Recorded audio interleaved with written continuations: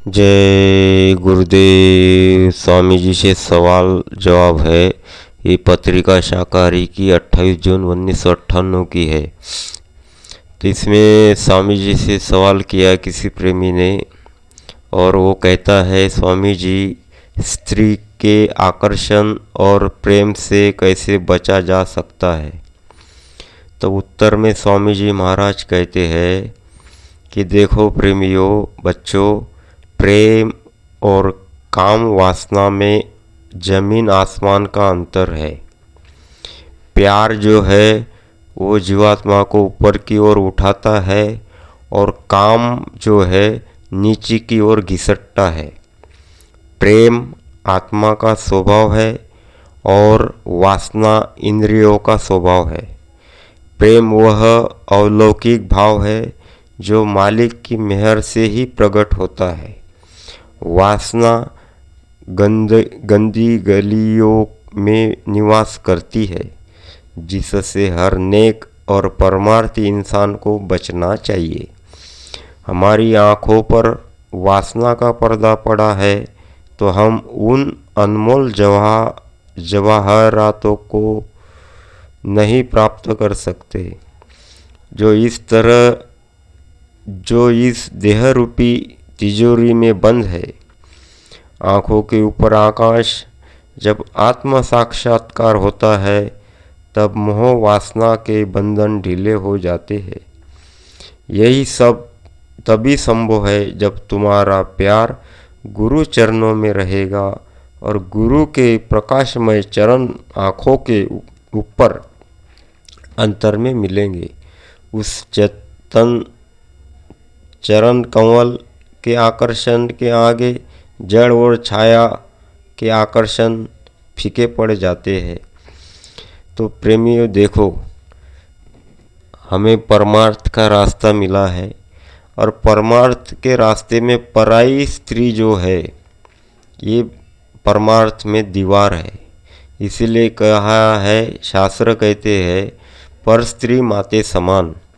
यानी जो भी है पराई अपनी पत्नी को छोड़कर जितने भी स्त्रियां हैं उसको माता और बहन समझे। तो ये भावना अगर हमारे मन में रहेगी तो हम भजन कर पाएंगे। और ये प्रेम और वासना में जमीन आसमान का अंतर स्वामी जी महाराज कह रहे हैं। तो देखो प्रेम से मालिक, इसलिए तो प्रेम से प्रगटे भय मैं जाना। अगर हमारे अंदर वासना रहेगी, काम क्रोध लोभ मोह रहेंगे, तो बताइए वो मालिक हमें कैसे मिलता है, कैसे मिलेगा? इसलिए तो कहा जाता है, प्रेम से प्रगटे भय मैं जाना। प्रेम जो है ये ऊपर की ओर खींचता है, और ये वासना काम है ये नीचे की ओर हमें घिसटता है। स्वामी जी कहते हैं, प्रेम ये ऐसी चीज़ है, प्रेम ये आत्मा का स्वभाव है और इंद्रिया का स्वभाव है वासना।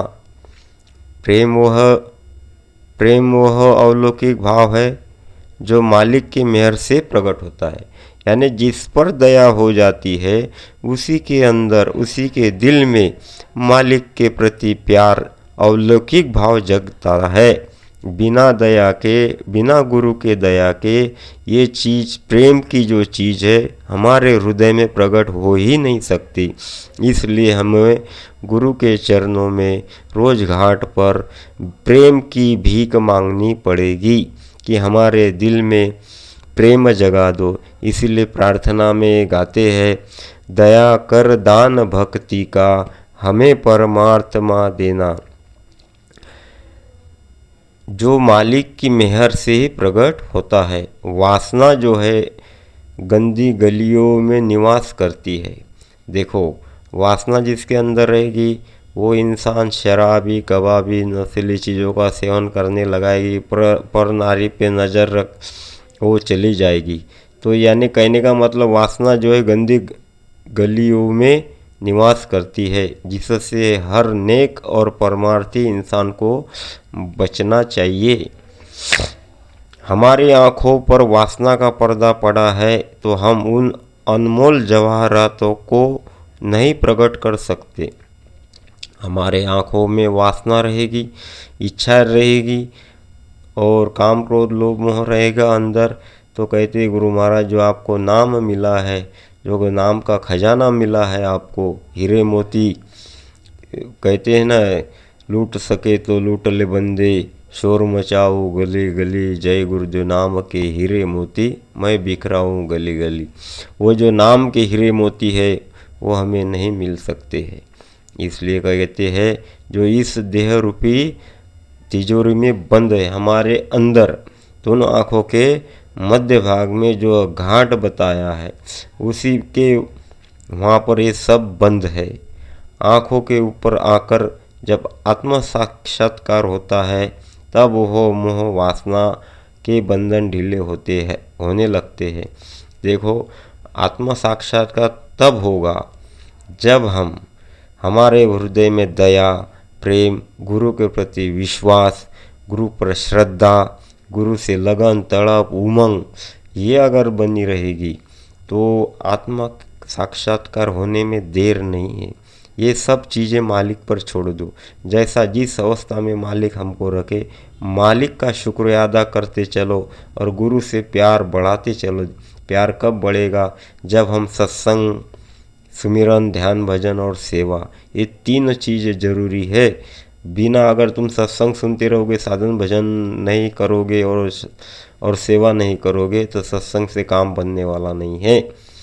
तो देखो, सत्संग जो है ये पानी का काम करता है और ये भजन, साधन भजन है हमारे, जैसे हम खाना खाते हैं, ये रोटी सब्जी का काम करता है। और भजन जो है ये सफाई का काम करता है, आत्मा के कर्मों की धुलाई कर देता है। यही सब तभी संभव है जब तुम्हारा प्यार गुरु चरणों में होगा। देखो, वही बात, गुरु पर अगर प्रेम होगा ये सब चीज़ें हमें हासिल हो सकती है। गुरु के प्रकाश में चरण आँखों के ऊपर अंतर में मिलेंगे। जो कुछ भी गुरु को देखना है चेतन स्वरूप, वो अंतर में मिलेगा। क्यों? हमारा स्वरूप चेतन है और गुरु भी चेतन है। उस चेतन चरण कमल के आकर्षण के आगे जड़ और छाया के आकर्षण के फीके पड़ जाते हैं। जब हम गुरु के प्रकाशमय रूप को देखते हैं तो जितने भी संसार के जो भी है रूप, ये छाया है उसकी, उस नाम की, तो ये सब फीके पड़ जाएंगे। जय गुरुदेव।